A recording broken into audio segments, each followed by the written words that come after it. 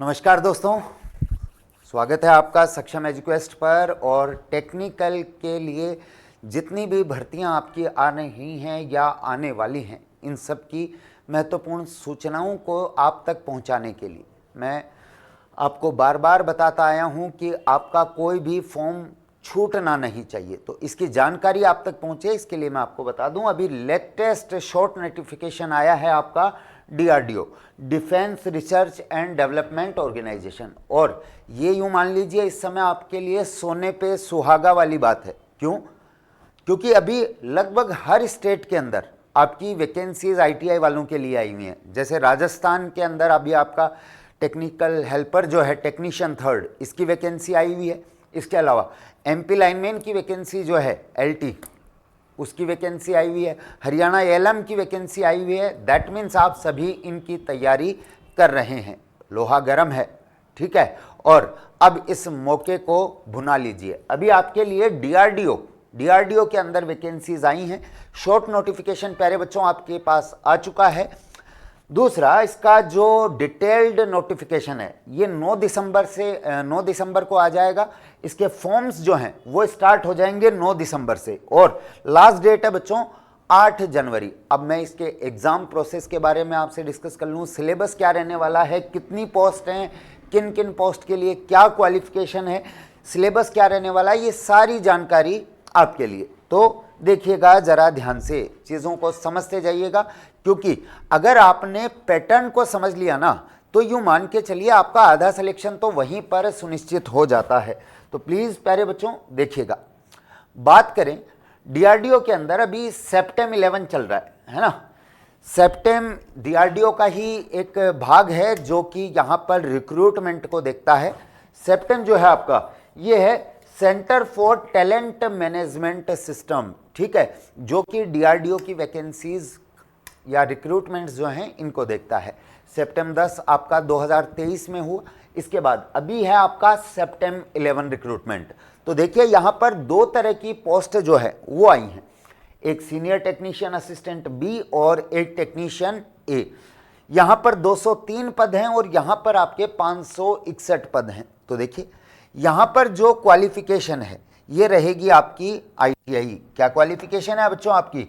ITI अलग अलग trade के अंदर रहेगा। यहां पर जो सीनियर टेक्नीशियन असिस्टेंट B है, इसके लिए इन्होंने क्वालिफिकेशन रखा है बच्चों BSc और पॉलिटेक्निक डिप्लोमा। तो BSc और डिप्लोमा वाले स्टूडेंट्स के लिए असिस्टेंट B की पोस्ट है, जबकि ITI वाले कैंडिडेट्स के लिए आपकी टेक्नीशियन A की पोस्ट है। अच्छा, ITI के अंदर कोई पर्टिकुलर ट्रेड का नहीं है, ये सभी ट्रेड के लिए होगा। इलेक्ट्रीशियन भी है, इलेक्ट्रॉनिक्स भी है, डीजल, फिटर, RAC, कोपा, हर ट्रेड के लिए। अब किस ट्रेड के लिए कितनी वैकेंसीज हैं ये तो आपको 9 दिसंबर को मैं डिटेल नोटिफिकेशन आने के बाद ही बता पाऊंगा। अच्छा, बात कर लें यहाँ पर इनके ग्रेड पे की, है ना। तो इसका ग्रेड पे जो है बेटा टेक्नीशियन A का, ये आपका रहेगा 19,900 से 63,200। जबकि मैं यहाँ पर सीनियर टेक्नीशियन असिस्टेंट B की बात करूं बेटा, तो इसका ग्रेड पे जो है ये 35,400 से 1,12,400। इसका मतलब मोटा मोटी सीधी सीधी बात तुम यूं समझो कि लगभग यहाँ पर आपकी जो इनिशियल सैलरी स्टार्टिंग में जो बनने वाली है ये नियर अबाउट 40,000 के आसपास बनने वाली है। और यहाँ पर जो आपकी सैलरी बनेगी बेटा ये 60 से 65,000 के आसपास बनने वाली है। दूसरा, आप सेंट्रल गवर्नमेंट के एम्प्लॉय बन जाएंगे। और वैसे भी DRDO तो एक बहुत फक्र वाली बात है कि आप देश की सुरक्षा में डिफेंस का भाग हैं। DRDO, defence research and development organisation, ठीक है। तो इससे रिलेटेड बात करें अब हम आगे, तो देखिएगा ये आपके लिए 561 पोस्ट इसमें हैं और 203 पोस्ट इसमें है। टोटल 764 पद आपके लिए हैं बच्चों। और अभी आप तैयारी भी कर रहे हैं क्योंकि आपके हर स्टेट के अंदर वैकेंसीज आई हुई हैं, तो आप तैयारी कर रहे हैं। तो ये आपके लिए एक बहुत ही गोल्डन अपॉर्चुनिटी यहाँ पर है। लंबे टाइम से इसका इंतजार कर रहे थे 2023 के बाद, और ये वैकेंसी अब जाके आई है। तो देखिए अब इसके अंदर एज लिमिट जो है उसकी बात कर लें, फॉर्म कब स्टार्ट हो रहे हैं, कब लास्ट डेट है, तो 9 दिसंबर से आपके फॉर्म स्टार्ट हो जाएंगे और 8 जनवरी 2026 इसकी लास्ट डेट है। एज क्राइटेरिया बच्चों 18 से 28 रखा गया है, ठीक है। ये अपर एज लिमिट जनरल कैटेगरी के लिए है बच्चों 28, कितनी 28। अगर आप ओबीसी से आते हैं तो देखिएगा जनरल कैटेगरी यूआर कैटेगरी में आपकी अपर एज लिमिट 28 रहेगी, जबकि अगर आप ओबीसी वर्ग से आते हैं तो आप +3 ईयर कर लीजिए, जबकि अगर आप एससी एसटी कम्युनिटी से बिलोंग करते हैं तो आप +5 ईयर्स कर लीजिए, ठीक है। तो ये आपके लिए अच्छा खासा एज क्राइटेरिया है, ठीक है। अब बात करें इसके अंदर आपका सिलेक्शन प्रोसीजर या एग्जाम पैटर्न क्या रहने वाला है। तो प्यारे बच्चों मैं यहां पर एग्जाम पैटर्न की बात करूं तो टियर फर्स्ट होगा सबसे पहले आपका, जिसके अंदर आपका सीबीटी एग्जाम होना है, CBT computer based test, CBT exam,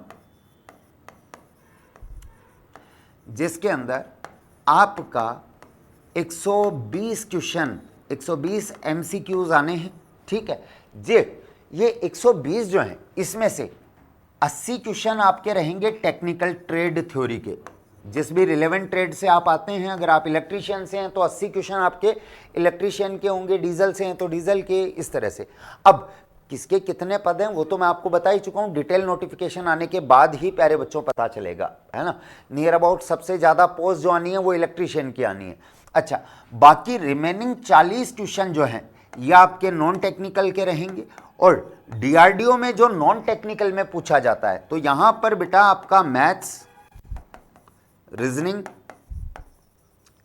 GK और साथ ही इंग्लिश, ये क्वेश्चन आपके यहां पर नॉन टेक्निकल में होने हैं।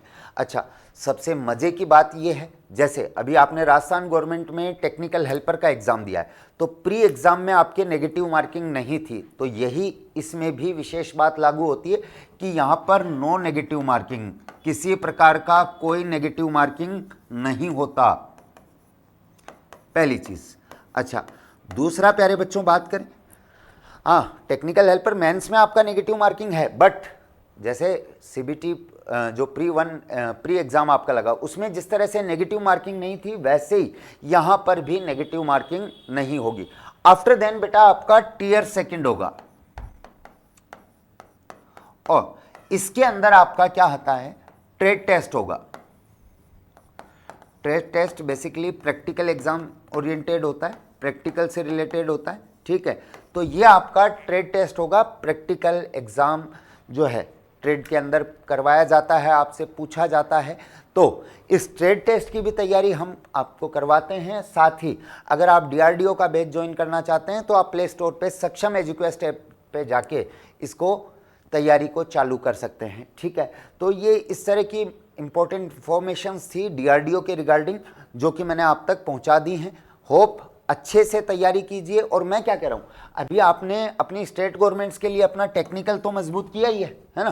तो अब मैथ्स भी आपको था ही, जीके भी आपका था ही, आपको एडिशनली रीजनिंग और इंग्लिश पे थोड़ा सा फोकस करना है ताकि आप डीआरडीओ मतलब सेंट्रल गवर्नमेंट, और उस सेंट्रल गवर्नमेंट में भी डीआरडीओ मतलब देश की सुरक्षा, इसका पार्ट बन सकें। तो best of luck guys for your preparations, ठीक है। बहुत अच्छे से जम के तैयारी कीजिए। All the best.